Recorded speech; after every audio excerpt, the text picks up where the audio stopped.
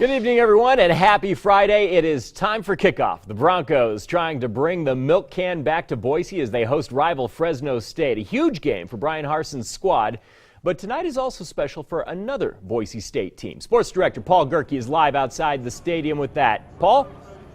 Hey there, Roland. Yeah, the 1994 Boise State football team. This is a squad that broke a 12-year losing streak against Idaho, won 13 games, went all the way to the national championship game. They're being honored inside the stadium as we speak. They held a 20-year reunion outside of the stadium earlier today, and that's where I caught up with them. I feel like, 1994 team was the team that built this, really. Year before was a horrible season, and so nobody really expected much out of us in 94, but we did. The 1994 Broncos took Division I AA by storm, racking up 13 victories and winning the Big Sky Conference. Boise State went 10-0 on the Blue AstroTurf en route to the national championship game, earning a nickname along the way. The magic carpet ride. I wish I could explain it. There's a little bit of extra pride into our home field advantage, just defending the blue. We put a bunch of guys together that had never really known each other.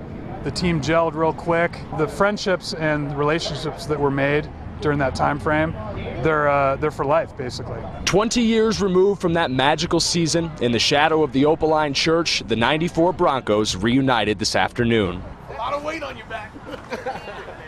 Bring a tear to your eye, really. I mean, there's some guys here that you bled with and you believed in, and there's a lot of history there with us. Life's short, so we cherish the day that we get to spend time together. A painful reminder of how important it is to cherish that time together is the noticeable absence of head coach Pokey Allen. Days after finishing runners-up to Youngstown State in the '94 title game, Allen was diagnosed with a rare form of muscle cancer. He died 2 years later. Pokey wasn't the best coach in the world, wasn't the best person in the world, just like the rest of us, but he loved us.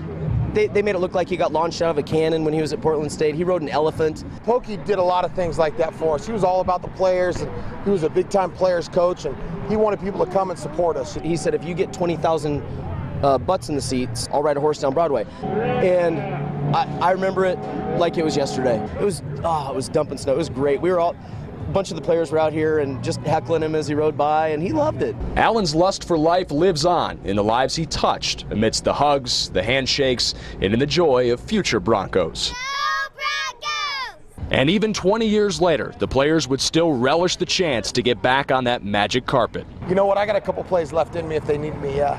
When you get in your 40s, you realize how stupid football was when you were in your 20s. Most of us probably got 1 or 2 snaps left in us, and then we'd be hobbling off the field. Chris Wing said a little later that with the 94 team in town, he expects a little magic tonight, and Boise State might need it to take the milk can back from Fresno. I'm headed inside to shoot the game right now. Keep it right here on Today's 6 and Fox 9 tonight for highlights and post-game reaction. For now, outside of Albertson Stadium, Paul Gerke, Today's 6 on your side.